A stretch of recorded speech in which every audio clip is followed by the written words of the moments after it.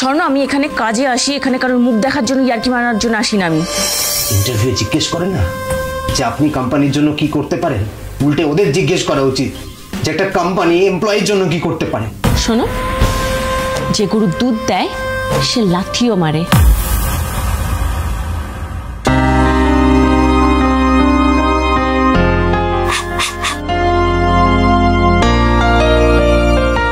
স্বর্ণ, হ্যাঁ বলো। আমি অফিসের জন্য রেডি হয়ে গেছে, আমি বেরোচ্ছি। তুমি টাইম মতন রান্না করে খাওয়া দাওয়া করে নিও, কেমন? ও আর হ্যাঁ শোনো, ইলেকট্রিক বিলটা কিন্তু আজকে জমা করে দিও, ওটা কিন্তু আজকে লাস্ট ডেট আছে। আমি টাকাটা টেবিলের উপর রেখে দিয়েছি। এলাম। আরে ঘড়িটা কোথায়?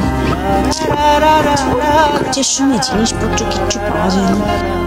বাহ, তোমাকে তো আজ দারুণ লাগছে। কোথায় রাখলাম? দূর বাবা, কিচ্ছু না। আমি এখন অফিসের জন্য রেডি হচ্ছি, অফিসে যাব। প্রতিদিন অফিসে যাওয়ার সময় যত ন্যাকামো। আমি না এলাম। হ্যাঁ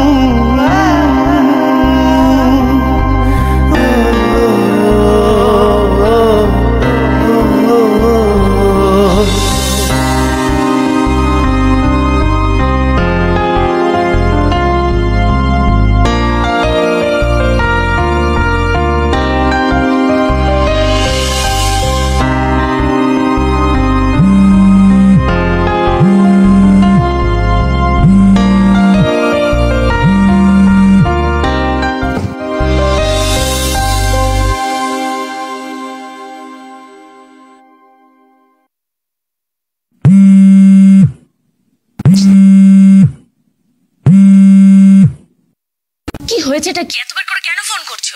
স্বর্ণ, আমি এখানে কাজে আসি, এখানে কারোর মুখ দেখার জন্য, ইয়ার্কি মারার জন্য আসি না। আমি না, আসলে ফোন করেছিলাম তুমি খেয়েছো কিনা জানার জন্য। হ্যাঁ তো খেয়ে নেব। আমি কোনো ছোট বাচ্চা নই যে তুমি বারবার করে ফোন করবে আমাকে। আচ্ছা তুমি আমাকে আমি খেয়েছি কিনা সেটা জানার জন্য ফোন করো, নাকি আমি কোথায় আছি সেটা জানার জন্য ফোন করো? রাখো তো, বিরক্তিকর।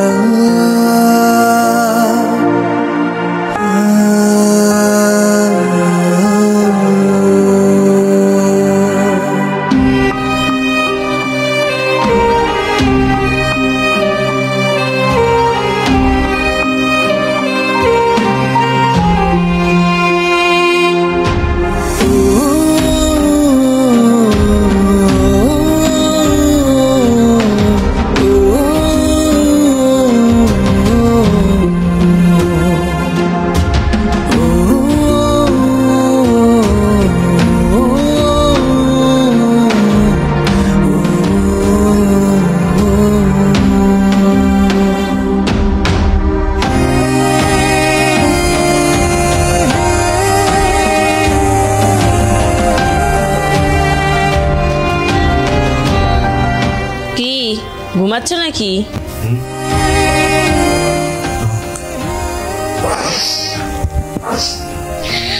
তুমি এসে গেছো? না, ঘুমোচ্ছিলাম না, আসলে ওই শরীরটা খুব একটা ভালো নেই, ঘাড়ে মাথায় ভীষণ ব্যথা করছে। বলছি পূজা, আজকে রাত্রের রান্নাটা তুমি একটু করে নেবে প্লিজ। কি? আমি রান্না করব? স্বর্ণ, সারাদিন অফিসে গাধার মতন খেটে এসে এখন আমি বাড়িতে রান্না করব? তুমি কি করেছো সারাদিন বাড়িতে? তোমার কাজটা কি? সারাদিন তো খাবে, দাবে, ঘুমাবে আর বন্ধুদের সাথে বকবক করবে, তাছাড়া তোর কোনো কাজ নেই তোমার। দুবেলা রান্নাটাও একটু করে রাখতে পারো না? আমি তো প্রতিদিনই করি পূজা। হ্যাঁ তো করতে তো হবেই। আমি ইনকাম করব, আবার বাড়ি এসে রান্নাও করব। তুমি কি করবে? সারাদিন বাড়িতে পায়ের উপর পা তুলে খাবে? সেটা তো চলবে না। শোনো, একটা চাকরি বাকরির তো চেষ্টা করতে পারো। 2 বছর ধরে তো বাড়িতেই বসে আছো। এইভাবে আর কদিন চলবে? একটা দিন, মাত্র একটা দিন তোমাকে রান্না করতে বলেছি, এত কথা বলার কি আছে? বেশ করেছি। শোনো, যে গরু দুধ দেয় সে লাথিও মারে। যাও, নিজের রান্নাটা নিজে কি করে নাও। আর হ্যাঁ, আমি বাইরে থেকে খেয়ে এসেছি, আমার রান্না করতে হবে না। যাও। আমার কি মনে হয় জানো তো, 2 বছর আগের যদি সেই দিনটা না আসতো তাহলে সত্যিই খুব ভালো হতো।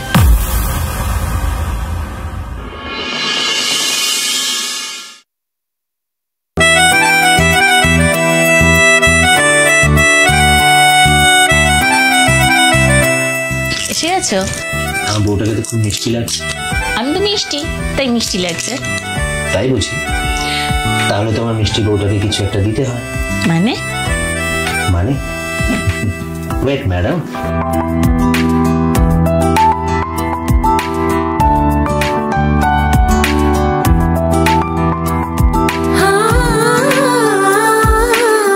This is for you.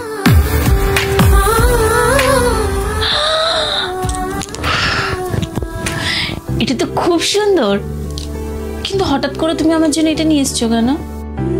দেখ, কিছুদিন পর তোমার জন্মদিন, এটা হচ্ছে তোমার অ্যাডভান্স গিফট। সত্যি? ইয়েস।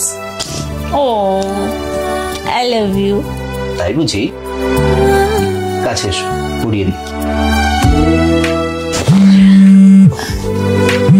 এই সময় আবার কে ফোন করবে? মুডটাই নষ্ট করে দিল। অফিস। হ্যালো, আমি এইচআর কথা বলছি। হ্যাঁ বলুন। স্বর্ণজিৎ, করোনার পরে কোম্পানি লাস্ট কিছুদিন ধরে লসে রান করছে, সেল ডাউন। তাই কোম্পানি ডিসাইড করেছে কিছু কর্মচারীকে ছেটে দেবে। লিস্টে আপনারও নাম আছে। কিন্তু ম্যাম, আপনার কাছে কনফার্মেশন মেল চলে যাবে। নেক্সট মান্থ থেকে আপনাকে আর লাগছে না। হ্যালো হ্যালো হ্যালো,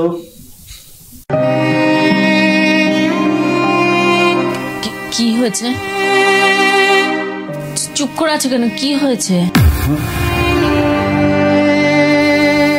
অফিসের ফোন ছিল।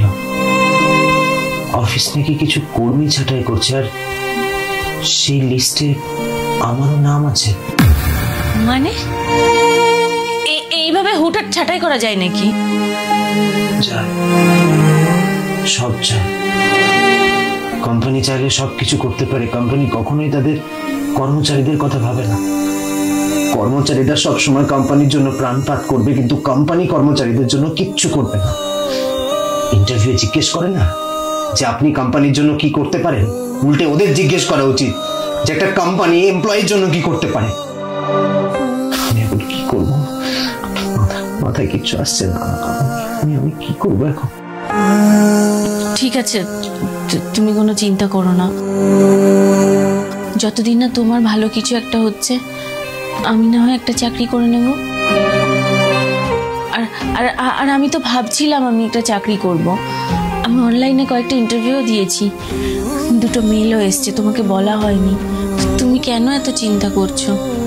আমি তো আছি, দেখবে সব ঠিক হয়ে যাবে।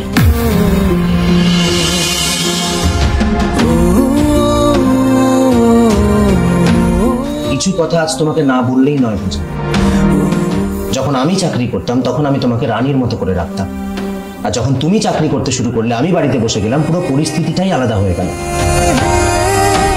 যে ভালোবাসা, যে সাপোর্টের কথা তুমি আমাকে বলেছিলে, সেটা দিতেই ভুলে গেলে। কি উদাহরণ দিলে তুমি? যে গরু দুধ দেয় সে গরু লাথিও মারে। আমি তোমাকে একটা উদাহরণ দিচ্ছি। যে গাছ ফল দেয় সে গাছ ছায়াও দেয়। পার্থক্য শুধু মানসিকতা। তুমি তোমার সাথে মাঝে মাঝে চাকর বাকরের মতো ব্যবহার করো। কেন করো? পূজা, একটা সংসার চালাতে গেলে 2টো মানুষের অবদানই জরুরি। তুমি বাইরে কাজ করছো, আমি বাড়ির সমস্ত কাজ করি। যখন আমি বাইরে কাজ করতাম তুমি বাড়ির সমস্ত কাজ করতে, কিন্তু আমি চাকরি করে বাড়ি ফিরেও তোমার শরীর এবং মনের খেয়াল রাখতাম, যেটা তুমি কোনোদিনই করো। বাড়িতে মেয়েরা সবসময় সমস্ত কাজ করে, সেটা নিয়ে বারবার কথা বলা হয়, কিন্তু পুরুষরা হচ্ছে বাইরে কাজ করে কতটা ক্লান্তি, ফ্রাস্ট্রেশন, ডিপ্রেশন নিয়ে বাড়িতে পেরে, সেটা নিয়ে কখনো কেউ কথাই বলে না, কেউ বোঝারই চেষ্টা করে না। এই যে তুমি এখন নিজে চাকরি করছো, নিশ্চয়ই বুঝতে পারছো। আর তোমার কি মনে হয় আমি চাকরি করছি না? আমি বেকার হয়ে বাড়িতে বসে থাকতে আমার ভালো লাগছে? একেবারেই ভালো লাগছে। আমি প্রতিনিয়ত চাকরি খুঁজছি, আমি পাচ্ছি না তো কি করব? সবটা তোমার হাতে নেই। চাকরি বাদ দাও, তুমি শুয়ে পড়ো, আমি নিজের জন্য কিছু একটা বানিয়ে নিচ্ছি। স্বর্ণ,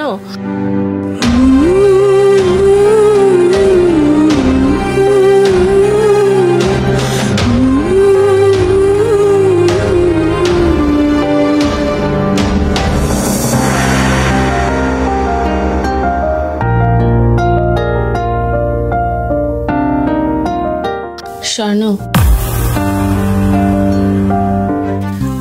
আমাকে ক্ষমা করে দাও।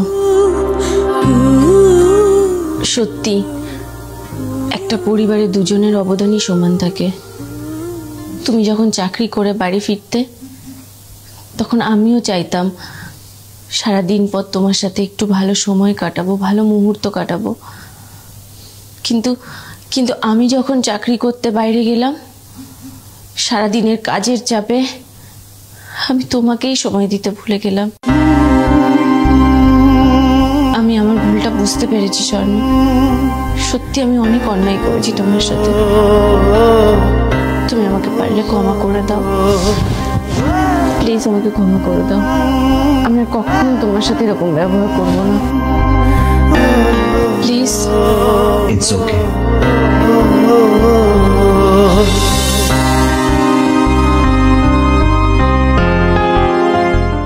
বললাম তো সরি।